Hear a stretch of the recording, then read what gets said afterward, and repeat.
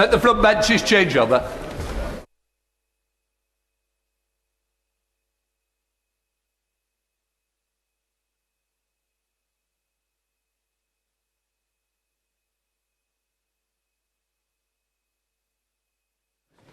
Thank you very much, Mr. Speaker. The last 4 Prime Minister's questions, Mr. Speaker, have focused on the Iran war, fuel duty, North Sea oil and gas, and the defence review. Of the 24 responses given by the Prime Minister to the Leader of the Opposition, 23 have ignored the question and changed the subject. Yesterday, we even saw the Prime Minister hectoring you, Mr. Speaker, in your chair and on live television just for doing your job. That is a shameful record for which the Prime Minister should write to you and therefore by implication to this House and apologise. This behaviour is contemptuous, Mr. Speaker, of you, of the Leader of the Opposition, but of us all as MPs now and in years gone by. Our job, however imperfectly we may do it, is to pursue the truth on behalf of those we represent. If we give that up, then heaven help us. And it is the Prime Minister's job to answer and to hold himself accountable for those answers. No Prime Minister likes to do that, but those are the rules. If the Prime Minister doesn't like the rules, if he doesn't want to offer honest answers, if he is not up to it, then he should step back and let someone else do the job instead. So I thank you, Mr. Speaker, on behalf of all of us, for maintaining the traditions of this House. And I ask the Leader, first of my 3 questions today, if he shares my view that this behaviour is wholly inappropriate by the Prime Minister and disrespectful of this House.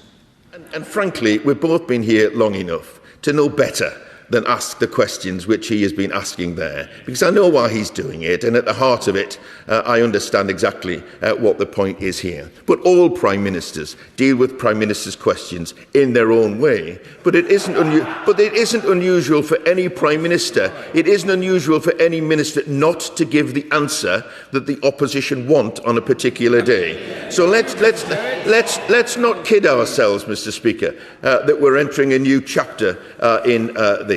Following what just happened, what angered people wasn't just the content, but the attitude.